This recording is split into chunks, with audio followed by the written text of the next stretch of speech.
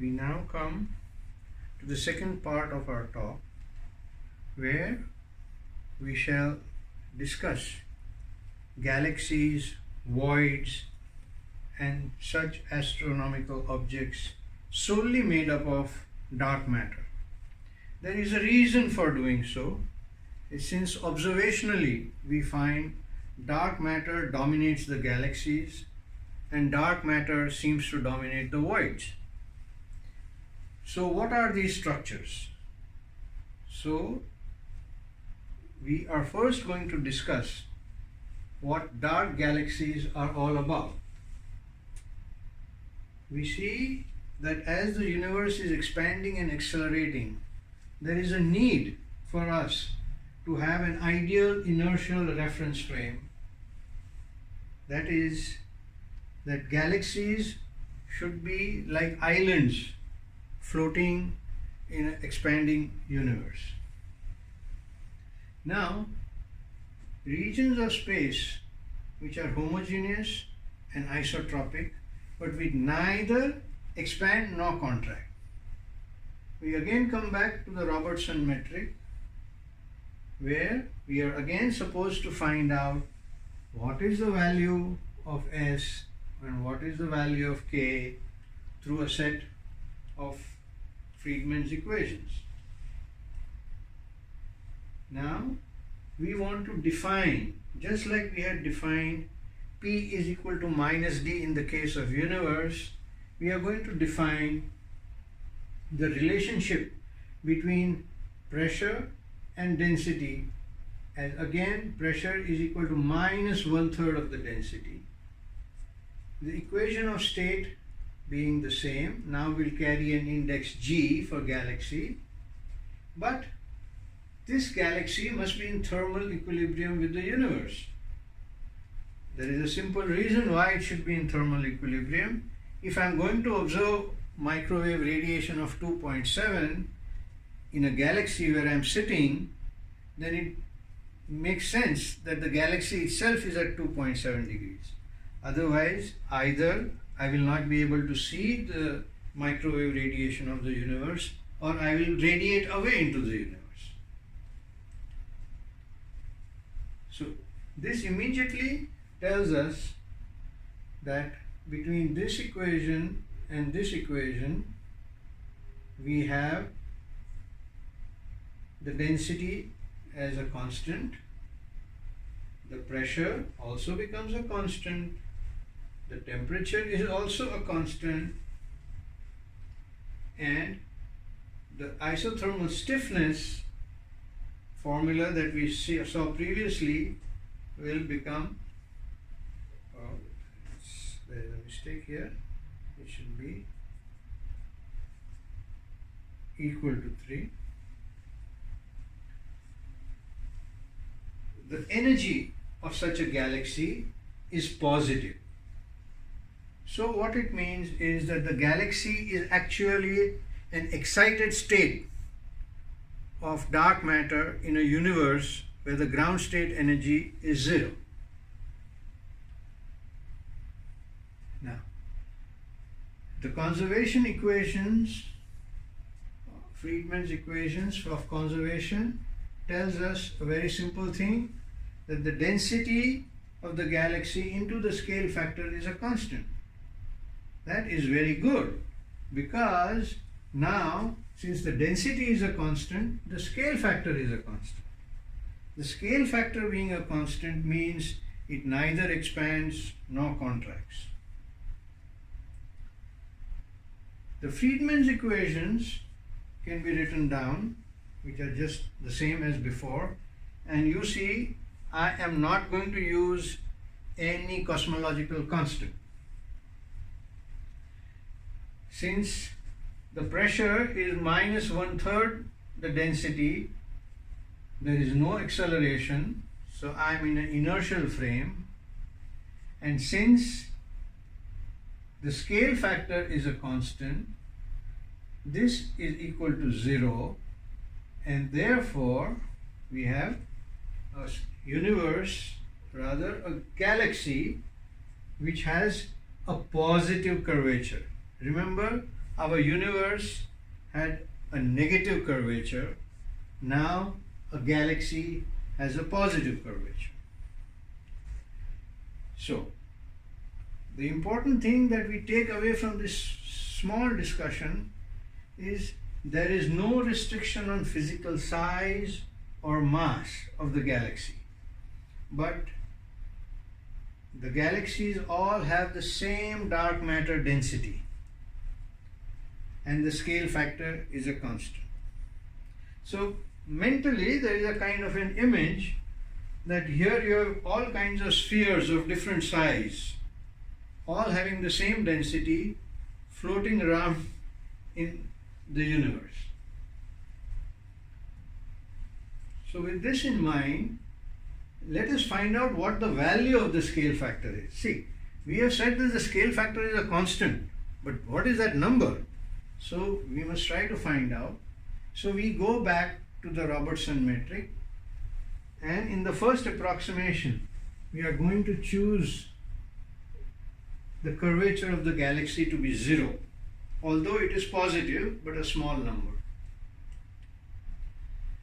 So I can just make a change of variables and write down the Robertson metric now in terms of the new variables, but this looks like a Minkowski metric in a flat space. Okay, the energy levels of a hydrogen atom in such a space are given by solving the Dirac equation, and the fine structure constant alpha 0 carries a C0 now, because the C0 is sitting here. So the Bohr energy levels now are approximately given by this formula, because this guy cancels with this guy, and C0 alpha 0 squared is alpha squared C squared. So therefore, now if Hubble's law were to be correct, now this is valid for every galaxy. So if Hubble's law were to be correct, we assume that atoms in Andromeda have the same excitation spectrum as atoms in the Milky Way. So if they all have to have the same atomic spectra, then this means that this SG factor here must be equal to 1. So quantum theory allows us to fix the value of scale factor. Remember, quantum theory helped us to fix the cosmological constant. Quantum theory allowed us to fix the CMB radiation constant. Now it has helped us to calculate the scale factor of a dark galaxy. Now let us see the effect of curvature, whether we were justified in setting kg equal to 0. So now I am going to write the same metric with s equal to 1, okay, but I am going to put the curvature over here. Okay, so let us make an estimate of the curvature. The curvature kr squared, since s is 1, I have set it equal to this, and for, let's say, our galaxy, which is the Milky Way, we know the mass of the Milky Way, we know the mass of the Sun, we know all these parameters of the Milky Way. This works out to be 10 to the power minus 6, a very small number. So, in a sense, we were justified in putting k equal to 0. Now, there is one more thing that happens. Is suppose space were expanding. That means distance between two objects is increasing. So I am just going to write that suppose I have a Bohr atom. Now in a Bohr atom we know that the quantum condition is 2 pi r is equal to n times lambda, integer times the wavelength. So now when the universe keeps expanding, r keeps increasing. So this condition cannot hold together forever. It has to break down. So let us try to make an estimate of that. So we write dr by dt over r is ds by dt over s, which is nothing but the Hubble time constant. R is the mismatch in the radius, which is of the order of the Compton wavelength. Time is the decay time, and r is the radius of the atom. So we get the decay time as 0.6 billion years. Now here is something that we understand, that maybe atoms did not form in the universe, they probably formed in the galaxy, where the scale factor did not change with time. So this was a perfectly stable condition for atoms to form. So what have we learned for a galaxy is that the scale factor is 1, curvature does not play a role, and atoms are stable in such an atmosphere. So what is the conclusion that we can draw from all this? The first conclusion is galaxies are finite sized objects of constant density, temperature, and have a scale factor of 1. This is an absolute number, it's not a relative number. And they serve as cosmological inertial reference frames. This could be sources of production of matter in the universe, since atoms are stable within the galaxies. Now, what happens is a very interesting phenomenon takes place. Is now you have got all these so-called spheres of positive energy moving around in space. What will tend to happen is these spheres themselves will get attracted to one another, okay, since their energy is greater than 0, so it has an effective mass, okay, and because of that it will attract other galaxies, forming clusters and superclusters and generating what is called peculiar velocities of galaxies. This is not the radial velocity due to stretching of space, but this is the peculiar velocity because two galaxies or multiple galaxies are all attracting one another.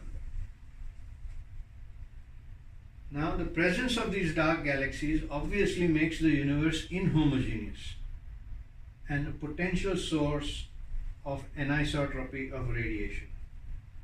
This anisotropy would be a unique signature for each individual galaxy because it would depend on how many galaxies and where they are floating around geometrically. So having done this with the galaxies, we come to the subject of voids. Now, these voids are interesting objects. They are supposed to be very large, very small objects and almost opaque. No light seems to be coming from these voids. So we can now classify the voids by writing a relationship between pressure and density. Now, if you see this W over here is some number greater than 1.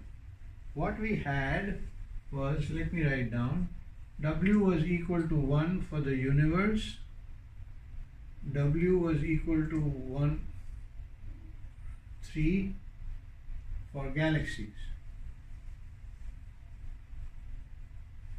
Okay.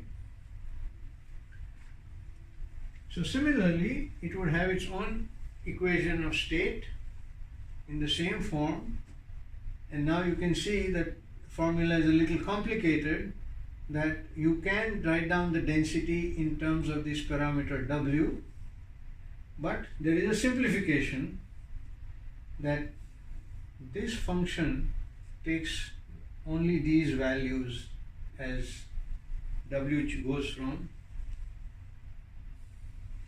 1 to infinity. So it's a very small range, and we shall exploit this fact when we come to the mathematics of finding out the scale factors. Once again, we take recourse to Friedman's equations, but now you can see I have to just write it as W minus 1. The equations are all similar looking. Now you can see that if a void has to be stable, then this number must be positive. So that is one thing. If the energy has to be greater than 0, it's a fluctuation. So W must be greater than 1. So these are the only two constraints I'm going to put on the void. Now, when you take this equation, you can solve this. Okay?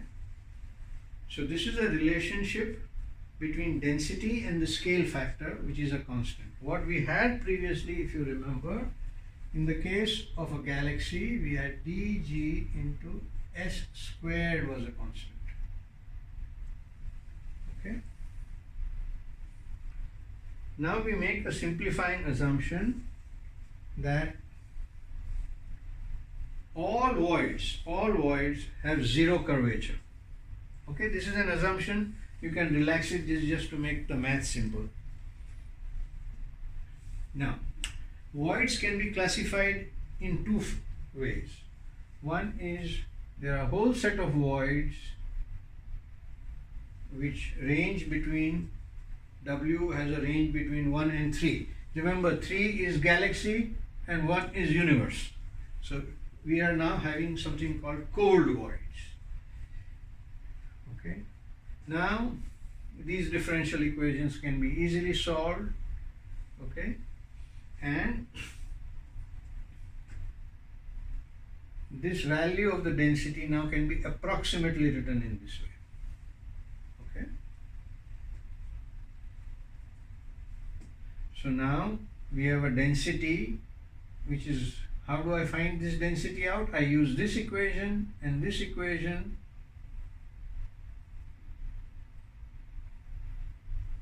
and I get the density out. Okay. Similarly, I get the Hubble parameter out, which is nothing but, okay. Now, since the density is related to the temperature, I get the temperature. So you see that as the void expands, the temperature falls. Okay. We see as the void expands, the density falls. Okay. Now, to what extent can I keep doing this?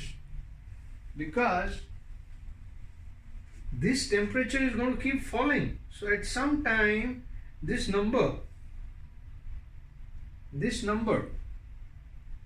when it is going to be equal to 1, I am done with. I cannot go anything further because it becomes unstable. So now what is that time? Well, all you need to do is to set this as 1 over W, and you will get the time at which this expansion would come to a halt or become unstable. So now what are the properties of such a void? So we first try to find out what is the scale factor of this void at time t0. What is this time t0? T0 is the time at which this thing has now become an incompressible liquid, fluid. Okay? I cannot go beyond that. If I try to go beyond that, it will become unstable. And say, for example, instead of 1, it was 1.1, and it started with a little high temperature of 10. So we see that it expands by a factor of 10,000. Okay, so you start with 1 kiloparsec void, okay, and it becomes a 10 megaparsec void. So it can occupy huge space in the universe. So having said that, we conclude that voids can potentially occupy large space in the universe, large regions. Now, there is another thing about the voids, that if a void is massive, then it is possible that it has, remember, the scale factor is changing. So it's very hard that atoms are existing in stable conditions. They'll all ionize or become a plasma. So it is possible that through plasma scattering, the intensity keeps falling, and you can see that it has a very high, relatively high plasma density in a void. So what happens is this void is going to be a massive fellow. Alright? Now, there is another important thing. Suppose there is starlight or galactic light behind the void, and this light has to pass through the void to reach us. So then what is the effect on the redshift? Because remember, the void itself is expanding at a different rate than the universe. So we just find out the redshift due to expansion of the void. So this is just a bit of mathematics, and it works out that it can expand by a factor of 4, which is very, very large compared to most of the redshifts that we see are in regions of 2, 3, and this is 4, okay, which is very large. The maximum redshift that we have seen till today is 8, okay, and that is the farthest away that we have been able to see. So similarly, we can have a hot void. There is no one stopping us. Let me draw a picture of the phase diagram so that we can fix our attention to what we are talking about in terms of W. Now, I'm just going to draw a diagram .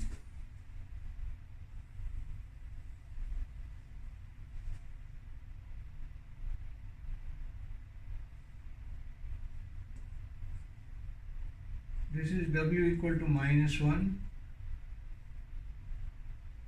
W equal to 1, sorry. This is W equal to infinity. This is W equal to 3. This is going to be our cold void over here, and this region is the hot void because it is greater than 3. So this kind of gives you an idea that we are covering the whole phase diagram. Alright?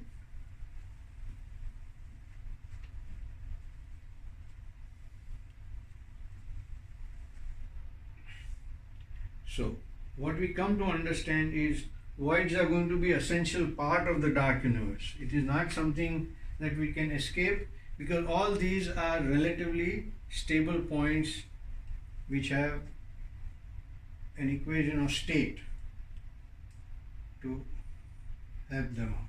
So what is the conclusion of dark voids? The dark voids are dark matter objects that expand and cool or contract and heat up. The intergalactic plasma trapped within the cold void may be responsible for its opacity, and the expansion of the void can give large redshifts. What happens to the hot voids? The hot voids contract and ultimately undergo a gravitational collapse. So now we can think that at least we have parts of the universe that can be at very high temperatures and densities. Okay? This may be a clue that somewhere along the line I may be able to produce matter from dark matter. But before we go into this, we have a second point to observe, is that now, because you have thrown in galaxies and you have thrown in voids, and they are making the whole universe inhomogeneous, and it is not even isothermal. There are patches of hot voids and cold voids. So this can be another potential source of the anisotropy of the microwave background radiation.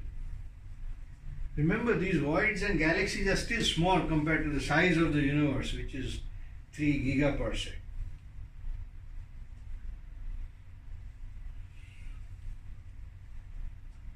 So now we come to the third section of our talk today, where we shall discuss how an anisotropy in microwave background can be generated. We have seen when we discussed the universe that the curvature of the universe was directly proportional to the density of the universe. We had also seen that due to spontaneous emission, the temperature of the universe was proportional to the density of the universe.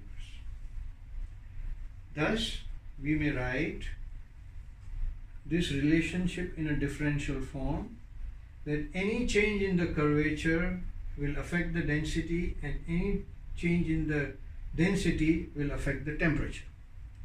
And this is the microwave temperature. So now how do we go about it? First is what I call the curvature effect. If there is a local change in curvature near one galaxy due to another galaxy, this could be like in the case of a Milky Way, in our local group, there are something like 58 galaxies, Andromeda being one of them. So, and all these galaxies are moving around. So, it could change the curvature of the space between the two galaxies. That is what we are trying to say. And this change in curvature would reflect a change in temperature. The second is the density effect. Now, this could be due to voids. Now, why voids?